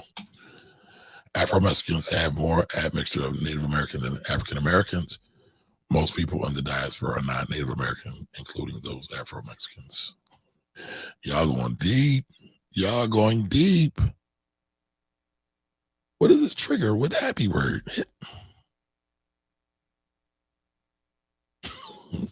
Hit him with the preacher. I'm getting ready to close. Yes, sir. All right. So he says, all right. So Ty, I was looking for this. Ty says, I would disagree. We did do it before Garvey. There was Booker T. Yeah. I mean, again, it wasn't the same, right? Nor was Booker T's the same, right? Yes. Booker T did advocate for us dominating industry, right? So did Du Bois to a certain degree. But yes, Booker T did argue for that. But he wasn't necessarily looking to create actual business, right? Tuskegee was great. Hampton was great. A lot of great things came out of them. But I would say they were different. Yes, the FOI has farms, has had farms for quite some time. All right, so Todd, I know what you're talking about, right? So I said the Nation of Islam is the most successful organization the black community has ever seen. Tom said the black church is. Here's the difference. I've had this debate with a pastor before. Mad when I say that. Why? Because y'all get caught up in the whole religiosity of the thing. I can't really care about the religious angle of it, right? Black churches are not together. You have Baptists, you have evangelical, you have Kojic, you have just different factions of the black church, right? The Nation of Islam is the Nation of Islam. When they move, when they do something, they do it as one. Black church, not so much. Yeah, they have some things, right? And listen, I don't rag on the black church. I think the black community rags on the black church way too much. Maybe I should do that as a talk one day. But I think we rag on them way too much because there was a lot of positive movements, all positive black movements just about came out of the black church. And I think many of us look over it and we don't look at the nuance of it, and they don't want to be objective about a thing. So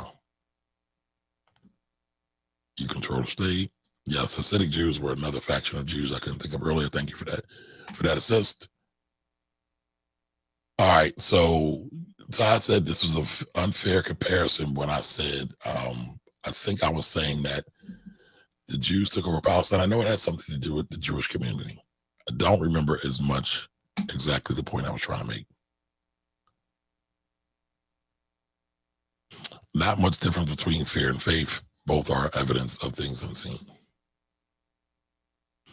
Sometimes fear does have evidence, though, right? Somebody putting a gun in your face, that's evidence. Somebody whipping on you, that's evidence. Somebody robbing you, that's evidence. So I disagree, Todd. I disagree. How are we any different than Europeanized folks if all we want to think about is, and listen, I'm not talking about current day. I'm just talking about and what it would be had we not been kidnapped, stolen, and prisoners of war. What should we cling to?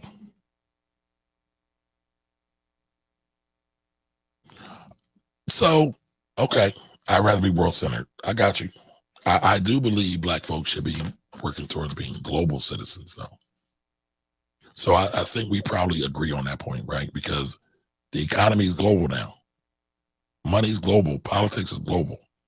If we are only just focused on the nation, the neighborhood we're in, we're missing out, one, on a lot of opportunities and a lot of other things that we could take advantage of.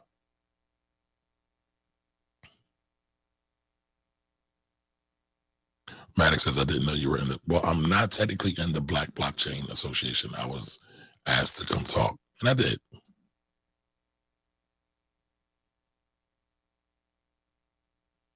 So, bro, as far as nationality is concerned, both in Africa and the American continent, there were nations, but not in the same way.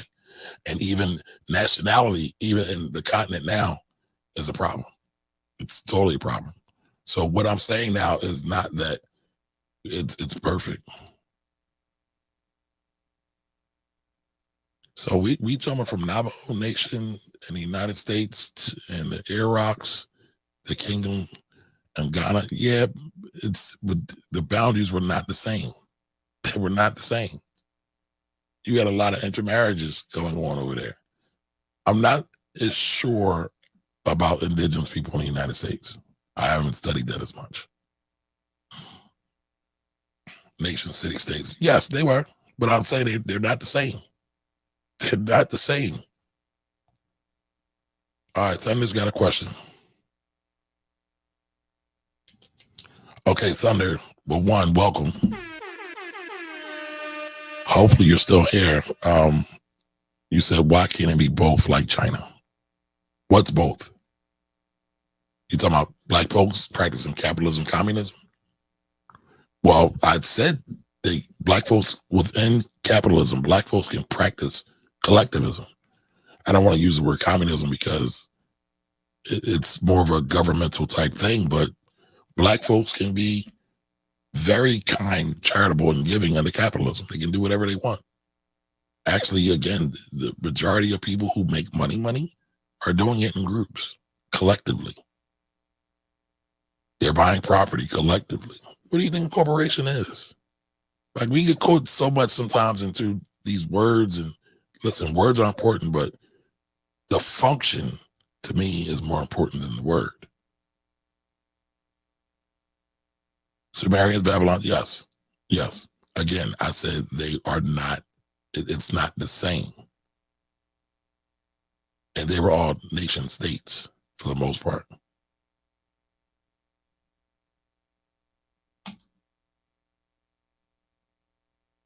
And it's still with the way it's being practiced right now, it's still a form of white supremacy. It's still a tool of white supremacy. Yes, all of those things did exist in the past. Kemet to Babylon, all of that, but it's still a form of white supremacy now, and how it's being practiced. Black folks in Philadelphia, Black folk, there's certain Black folks, not all Black folks, right? In certain sections of Philadelphia, Black folks or Africans in America, Black folks born in America, had problems with Liberians that come here. Why? Stupid. We have the same problems.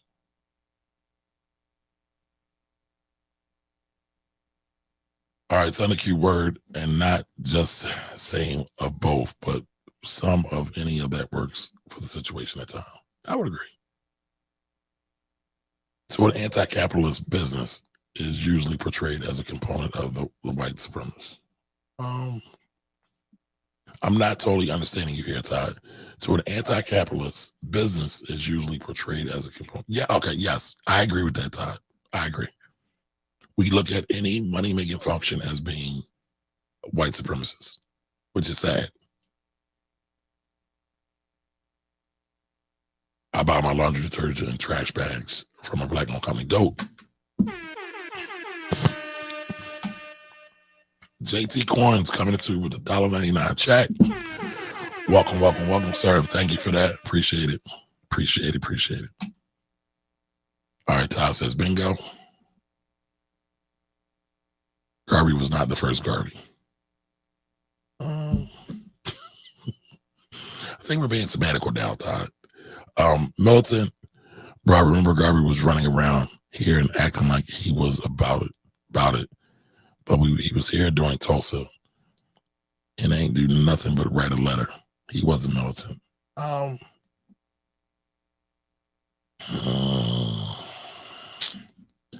When did Garvey come to the States?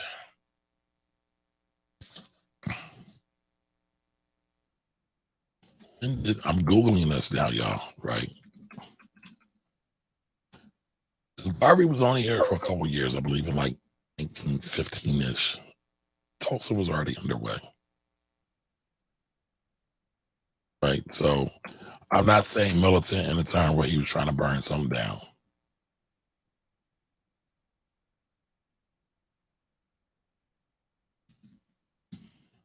You don't like Garvey, I take it. Okay, here it says, I'm not going to put it on the screen, but y'all just got to believe me. When did Marcus Garvey come to the U.S.? 1916. Tulsa had started Greenwood section of Tulsa, Oklahoma. I want to say they started late 1800s or late 1900s. The massacre occurred in 21. The massacre was in 21, May 31st, 1921. Man, Rosewood happened in 1923. Jeez. So the question is, when did blacks start migrating to Tulsa, Oklahoma?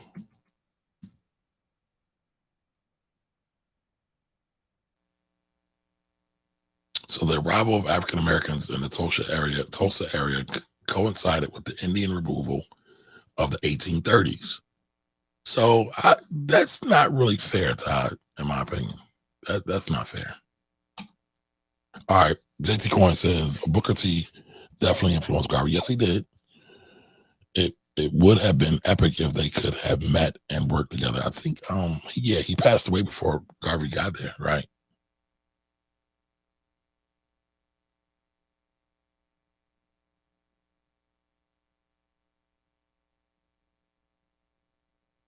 I'm not sure what you mean by that, Todd. You said JT Coins noticed you never heard of Booker T. Isabel Washington. I wonder why. I get why.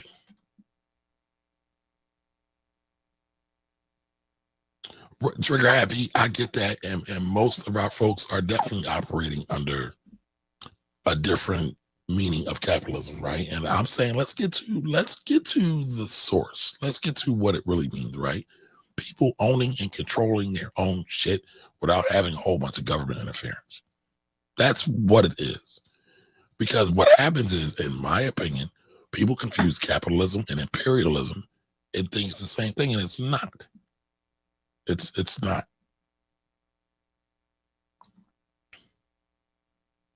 All right, Todd says in real time, anyone can observe the sanctions going on in the world to witness the censorship of capital. Yes. Yeah.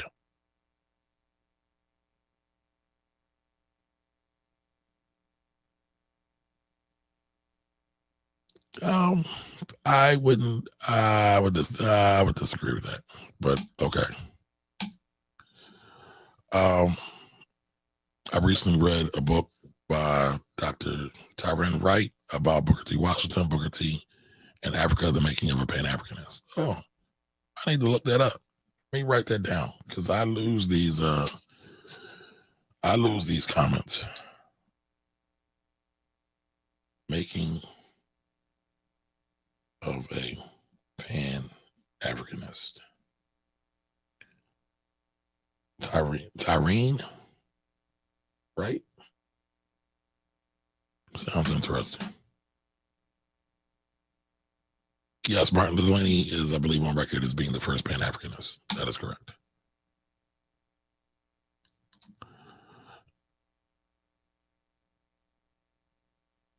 Nation of Islam is not much compared to the AME Church. Todd wants to fight. I would disagree, brother. I can't think of anything. And listen, AME started in Philadelphia. Came out of the white church. Started because they got kicked out. I believe it was Absalom Jones. I got to go back and check the history on this. And I think it was they went to their own thing. And yes, the AME does get busy. So no shade. All right. It was a great read. I had a chance to interview the author. She read all of Booker T notes over 4,000 pages. Wow. I got to check that out. All right. What else to think too? The black church ain't the same as before. The black church housed many African spiritual. Yes, they did. Yes, they did. Todd says we aren't, and we were mostly sold, not kidding. No, we were definitely kidnapped, brother. I know where you're going to go. You're going to say Africans did it to Africans, and again, it's nuanced. I would challenge you to go check out Dr. Malefe Asante's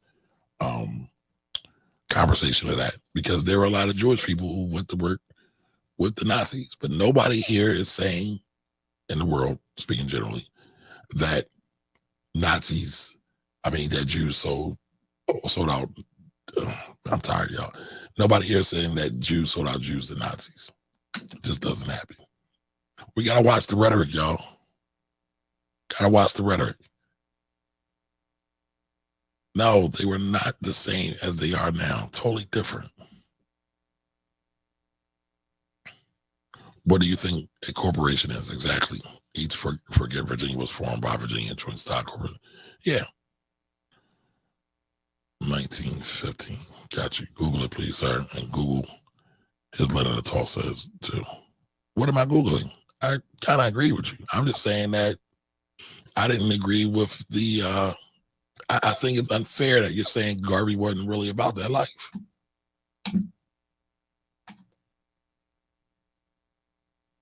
That's all I'm saying. Garvey wasn't here to really partake in Tulsa. I'm cool with Garvey, but I'm not worshiping Garvey. But listen, we gonna give these ancestors their props. I give Booker T his props. I give Du Bois his props. I give Martin Luther King his props. Elijah Muhammad, Ida B. Wells, Sojourner Truth, like all of them. So it's not worship. Why can't we big up black folks though? We should be bigging up black folks. We big up George Washington as one of the quote goddamn founding fathers, and he owned enslaved people, raped enslaved people, and like we think he's something to be revered.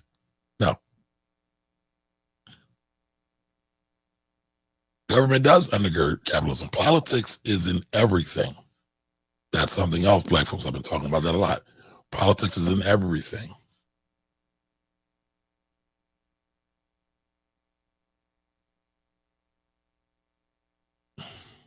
You know what? You make a good point. I used to use Goodreads a lot. I don't do it as well.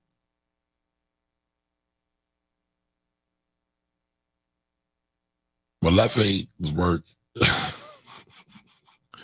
Okay. I would say Malefe's work is primary source because he's going to the continent and having conversations with the people he most can do it with. Yes. And even when you go back and read some of the slave tales and some of the journals of folks, it confirms a lot of the same things, bro.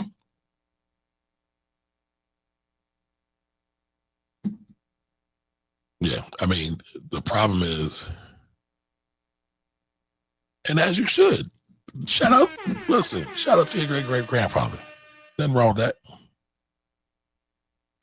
We should salute all our ancestors. All right, last one. Read the book, Fighting for Slavery. Yeah. I mean, here's the thing, though. We don't talk. There's no talk. There's not a lot of talk. When I say talk, I'm talking mainstream. There was revolt and fight back from African clans and tribes against the Europeans. They were not all involved. Some of them were, yes, but not all of them. And remember, again, they were already in the slave trade, right? But just in a different fashion. Folks weren't being sold to come across the Atlantic to never be seen again. Slavery was done much differently. So when we say it's the same, again, that's a little intellectually dishonest to say it was the same. It was not the same. And when people say, you know, slaves never fought back, that's a lie. It's a bunch of slave revolts. Again, we don't talk about it. We don't go deep into our history. And again, like, you know, Todd, I feel you know, a lot of this is what your worldview is and what you self-select. I get that. And I respect that. You know, I totally respect that. But within this construct, we have to say, you know what? As Malcolm said, leave your religion at home. What's our common interest? How can we work together? How can we do better together? Is it something I can help you with, Todd? Right? Is it something I can help Trigger happy with? You know, I'm all for that. And I think at the end of the day, that's the crux of it all. That's the glue. How do we get more Black love? Is it ideological? Yeah, I can admit that. But you need, ideological is not the right word. Idealistic is the word I was looking for, y'all. Is it idealistic? Yes. But we got to have a little bit of hope, a little bit of dreams to go for some things we've never seen before. As Einstein used to say, the same thinking that got you into a thing can't be the same thinking that's going to get you out. So, you know, we got to want to try some things and go to different places. So I appreciate y'all. Man, we rocked for 2 hours tonight. Didn't mean to go this long. It's tax season for me. I got stuff to do. Make sure y'all get y'all taxes filed on time. Again, you're watching the Finance Rebel Show. I'm Kamari Ellis, the Finance Rebel, every every Wednesday, 8:30, tax season time. We are here broadcasting, usually about a topic. I'm supposed to be answering y'all money questions too. This Wealthy Wednesday started to help people with any money problems they were having that they had questions with and didn't know to turn to. But we'll definitely get back to that next week as well. Actually, I got to check because one of these weeks I'm going to have to take off or rearrange some things, but I will let you know way in advance. Again, appreciate you all. Y'all stay great. Y'all keep doing great things, and I'll be back next week. Y'all be good.